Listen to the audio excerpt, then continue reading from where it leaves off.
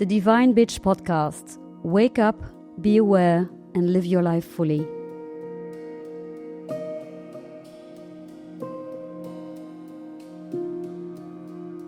Welcome to a new episode of the Divine Bitch Podcast. Join us when we journey into awareness, explore what it truly means to wake up, expand your consciousness, and live your life with presence. Every shift in consciousness starts by being aware. This episode is an invitation to wake up, and we've actually opened up a little bit already about our own experiences. So I invite you now to open up more, share what comes up about your experiences of waking up. Waking up, alrighty. It's gonna be a story about my life, basically. So let me take you back to when I was a young child. I believe that as a young child, I was very well connected with what was happening inside of me and what was happening in the world around us. I remember being a rebel. I remember being angry when people would throw away their trash, and we weren't really separating trash at the time, because I felt a deep connection with Mother Nature. But I was raised in a family where there was not so much room for spirituality. So I learned to suppress those feelings. I learned to suppress those experiences. And it was necessary because it also enabled my ego to develop. And I think that my childhood experiences helped me a lot to deal with the world we are living in today. I believe that being a high sensitive child in an unsensitive world has some challenges that go with it. And I believe also that if I had been raised in a very protective environment, I might not have developed that agility that I have today. So I am really thankful for all the experiences I had in that childhood, even if it led me to being really sick. I spent a lot of years in hospital. I had a lot of different operations, severe ones as well. And that was tough, of course, as a child. It's never a nice experience to be alone in a hospital, specifically when you are really 2 or 3 years old and when you're scared of everything that you see around you. But at the same time, I know that the strength that I have today is largely built on the experiences that were not always that easy. That said, I am very grateful for my disease to develop in such a way that at some point I was no longer able to feel anything anymore.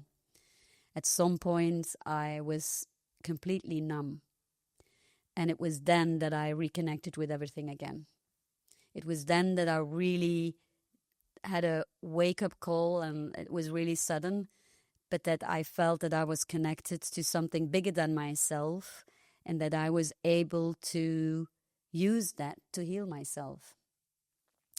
But it also means that I always felt connected to both the universe and the earth. And I was challenged often by people that were more connected to earth because I was too universal. And I was often considered as too earthly or too down to earth by those who were navigating in a spiritual plane. And when I was working for companies, and I still work for big organizations today, I was considered as the weird universal one. So, you can't win that. I always say I embody both. Because, yes, I am connected to something that is way bigger than my physical body. I can feel that. But I can also be very commercial. I realize that I want to have a safe home to stay in, for instance. And sometimes I see something really nice and I buy it. And that's a very typical one of my process, I would say, of consciousness. Yeah. With the last one, I saw some twinklings in your eyes, like with the literally like when I see something nice, I buy it. Exactly. I mean, that's the thing. I mean, we were born on earth. We have a physical body. So yes, have a glass of wine. Yeah. Of course, try and eat healthily because that will feed your energetic system. But if you go to a concert, buy a burger. The seriousness of the spiritual life is good. But there is this really enjoyable part of being a human being on earth. I see extremes to one end or the other, but I like to be in the middle. Yeah, the middle is where I believe I benefit from truly embodying myself. Mm-hmm. Yeah. Cool. That's your way, your authentic way of moving around. And exactly. Out of my own experience, I can also only acknowledge what you said. Like, there's no right or wrong for you. It's a conversation I had last weekend with a friend that said, actually, what is healthy foods? Because there's a lot of knowledge. We'll talk about science later, about our backgrounds in science too. But there's only one truth, and that's your truth. And what is healthy for you can be similar to what is healthy for me. But very often it's also in the moment. What are you attracted to? What types of food, what types of activity, what type of people are you attracted to? Because we're talking, it changes. Yeah. Of course, it changes because it's an invitation of the moment for you to meet where you're at. Mm-hmm. And when you go out somewhere in a big place with a lot of people, why not just go into that invitation of having a beer or having a burger and, like you said, especially enjoying it? Yeah. Because isn't that why we are here? Why we gifted ourselves with life on planet Earth to enjoy those things. Exactly. I mean, we participate to development of the global consciousness for sure, but we also get little presents in return. Mm-hmm. Yeah, when we travel, when we are sitting in a beautiful beach, when we're sitting near a great lake, we get those presents in return, and we have this life to enjoy them. Yeah. I always say, speak from your own truth. Just don't expect other people to follow that truth. I expect people to not follow anything I say if they're not inspired by it. And if they are inspired by it, that's great. Then we probably have a deeper connection. But we cannot connect with everybody, and that's fine. But I appreciate what you say. It's like we should not forget to also enjoy the little things in life. For sure. Maybe especially those little things, because you've talked about beaches and lakes and traveling, and we've talked about burgers too. Yeah, exactly. to make the contrast, but it's about those small things, those daily things. I appreciate my coffee in the morning. I just appreciate the sun showing up as it is showing up now. The fact that I breathe, the fact that I have hands and feet, that I can feel that I'm just alive. Exactly. Yeah, I hear what you say, because I always compare it to eating my bowl of soup. I remember as a child, soup was not bringing me anything. I was not aware that it was nutritious, for instance. So I would eat it, but it was if I had eaten nothing, to be honest. I wanted to have sugar, I wanted to have greasy stuff. I really love those things. And now if I eat a bowl of soup, I absolutely feel enriched afterwards. It gives me energy. So the awareness of that food has changed a lot in me. Yeah. And because it has changed a lot, I eat healthier. I never had a plan to eat healthier, but it happened automatically because you become more conscious. Yeah. And again, healthier is how you and your body experience the foods and the drinks that you're consuming, and especially the way you are using them. Exactly. But because also I can feel the difference between my own childhood and now in a simple bowl of soup. I say, okay, that's what people go through. It's different for everybody. You cannot say that everybody needs to eat soup on a daily basis now, Just enjoy it when you do. And when you like it, go for it. Yeah. Yeah. And eat not as much as you want, but allow your body to experience what is enough. Exactly. And not only with the foods, but actually with everything. Also, that's the part of the awareness. What do you need? How much do you need? And it's not about knowing those things, but again, experiencing that in the moment. Yeah, and that's what consciousness is all about. It's the focus, really. It's focus on what you feel, focus on what you think when you do it. I think that if we would all do that, I would imagine that we would not go often into the extremes. But if you go into that extreme, then enjoy it at least. Yeah. Then don't, harass yourself afterwards and saying, "Oh, I've eaten too much," or "I shouldn't have eaten this." Then embody it, accept it, and next time get that focus again. Mm-hmm. Yeah. And those extremes, as you call them now, or contrasts, you have the one side and you have the other side. You have the good and the bad, you have the beauty and the beast, and we have all those contrasts. And actually, it's you having the experience with the contrasts that allows you to become aware what you appreciate more, or what you want in your life, where you want to put your focus on, instead of not being focused and just walking through life as life happens to you. Yeah. The thing with contrast is, it's an interesting question, because what I notice in contrast is, when I was younger, I was perhaps not so aware of the things that I am aware of today, but the contrast was way bigger. It was way more black and white. And I would say that openly. I would tell people I am black and white. I don't feel that so much anymore. What I feel today is that we are much more alike. I don't go into the extremes as much as I did before either. Is that because I'm going more towards the non-dual world? I don't know. But I clearly feel a big difference in terms of what I see as a contrast, what I feel now versus what I felt as a child, for sure. Yeah. Could those contrasts also be traumatic experiences? And not only traumatic, because that's one side of the contrast, but also those amazing experiences we had as a child or as a grown-up also, again, that told us like, okay, this is who I am, this is what I want to experience, this is what I want to express.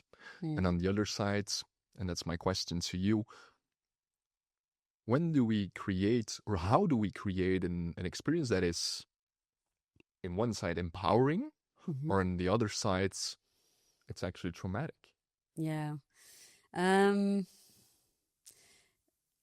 I feel what I want to say. I'm just trying to find the words to say it. For me, not being aware of my traumatic experiences when I was a child led me to being much more extreme and looking for these extremes as well. And I now think it was linked to the way my energy was flowing. I believe my energy was flowing like this before. So it was very high up, and then I would drop down immediately again after. So I would look for excitement to then completely fall into an apathic state. I feel that a lot less today. Today my flow is like this. I have an excitement, but it doesn't go all the way up. I feel that my body needs to rest afterwards. So the downward phase becomes much quicker. And because of that, I don't go into the extreme lows anymore. So I don't need charging foods or resourcing experiences that make me hyper again, because my flow of energy has changed because of it. And actually, trauma does that with the energetic system. It will change the way your energy flows through your body. There's a whole theory about this, which is called polyvagal theory. I speak a lot about it a lot, and I use it in therapy a lot. But it's really changing what you need in order to feel happy on the inside. The food that I would take in when I was younger, it was very extreme. I would wake up, I would drink sugary drinks, I would eat chocolates, and during lunchtime, I would get sugar again. That was it. I mean, I did not resource my body. Didn't most of us have those experiences? Probably, yeah. Of course. We had cornflakes with milk and extra sugar, and then, like you said, sweets, and then it was all normal. Yeah. We had breakfast, we had candy or sweets or chocolate or cookies at 10 a.m. We had lunch, we had a dessert, we had at 4 p.m. we had Yeah. that it's a piece of fruit maybe, because it's sweet and it's healthy. And then we had dinner and again desserts. So we had there's so much. Yeah. We were so, to my own experience, I was so unaware of what I was actually putting inside of my body and inside of my awareness instead of what I needed. Exactly. And I see some changes there with a lot of young people today. I have a godson who's 27 years old. I mean, he does have very good food. And I didn't teach him. So I think he had some basic awareness that he was able to develop a lot sooner. But if anything, working through trauma or growing in consciousness, it changes your energy flow. You don't look for the extremes that much anymore.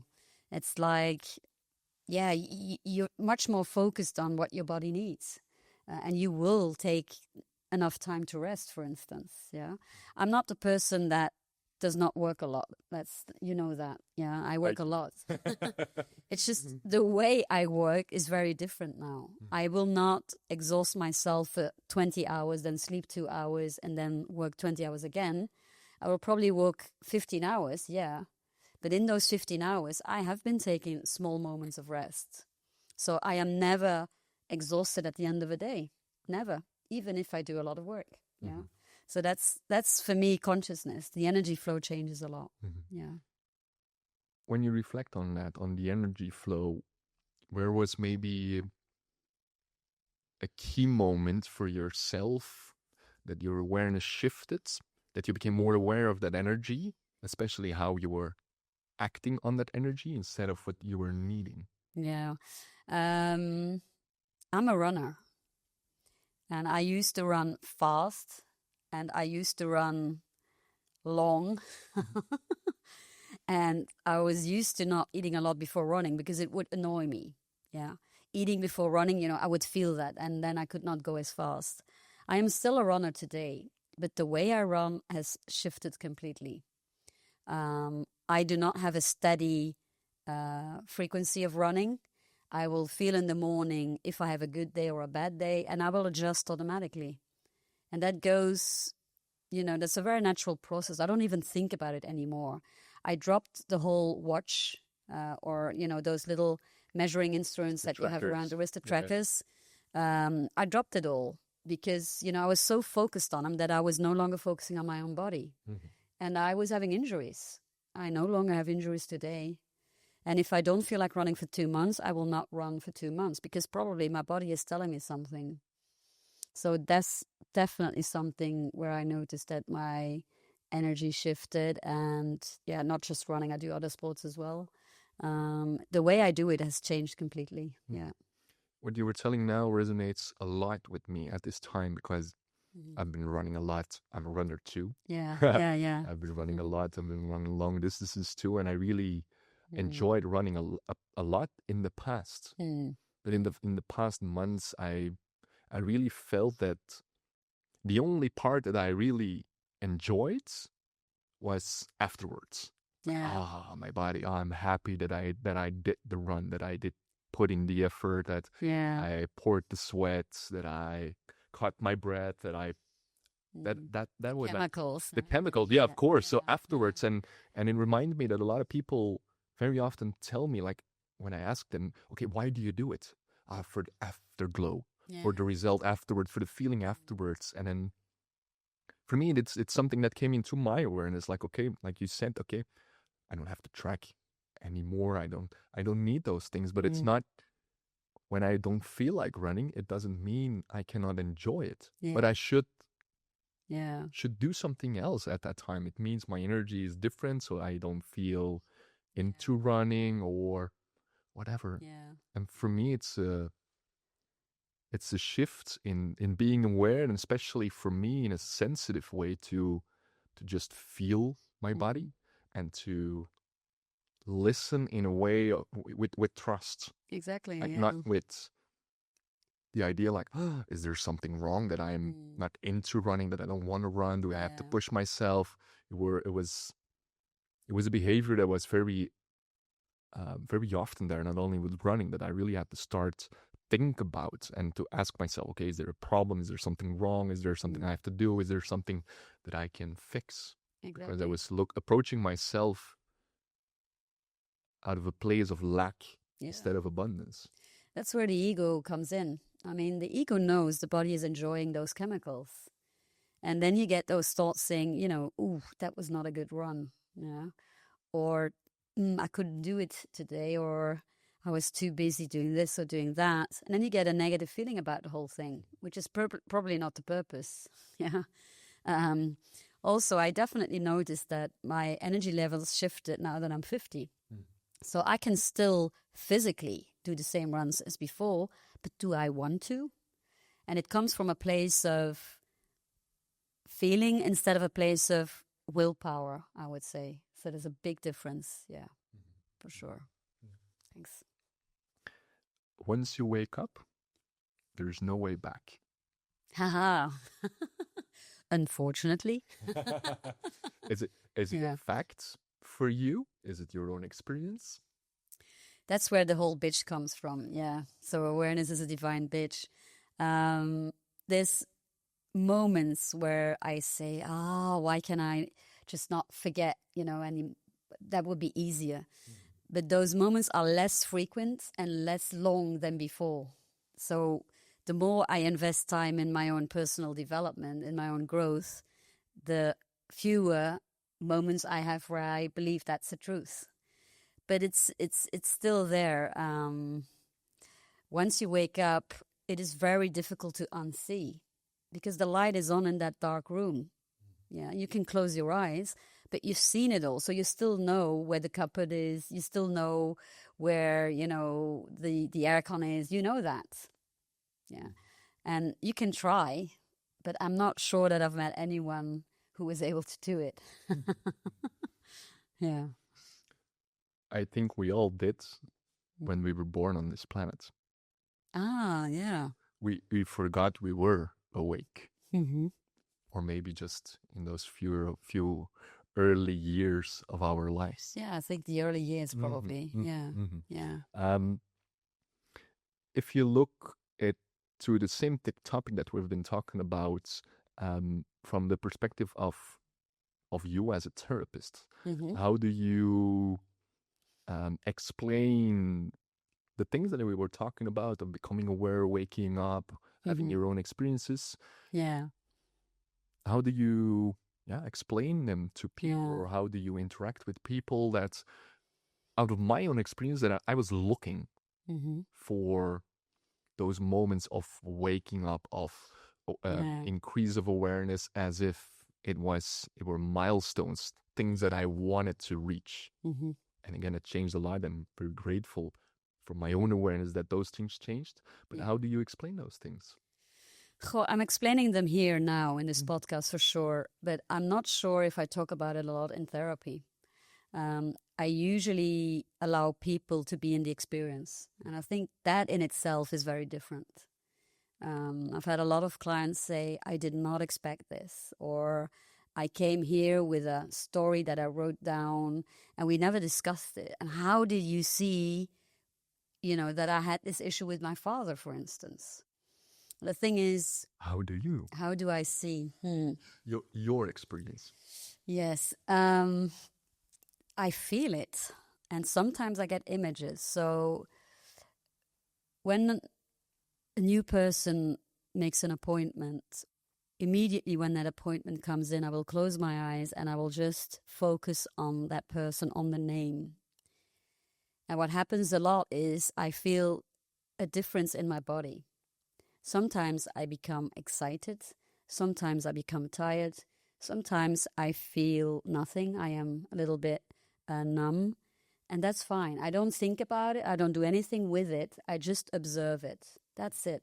Every time a new appointment comes in, I observe it. And at the beginning of every day, before opening the door here, I will look at who I'm seeing that day and I will make a connection with them from a distance. I will just focus on that person. And that makes me feel a lot before people actually come in. I actually know what my day will be like for most of the time. Sometimes I will forget, or sometimes it's a little bit different, but I usually have a very good estimate of what is coming on my way. It also enables me to make some changes in my agenda if needed. For instance, I will notice some severe energies and I might change. I might shift a person in the morning or in the afternoon. I do that sometimes so I can respect my own energy. And when a person comes in, obviously the physical layer is there as well. Or when they connect via a conference call, there's a PC between us, but honestly, the energy is there. Then I feel a lot. And then it's just a matter of making sure that I stay grounded. Yeah. It's the regulation of your own system.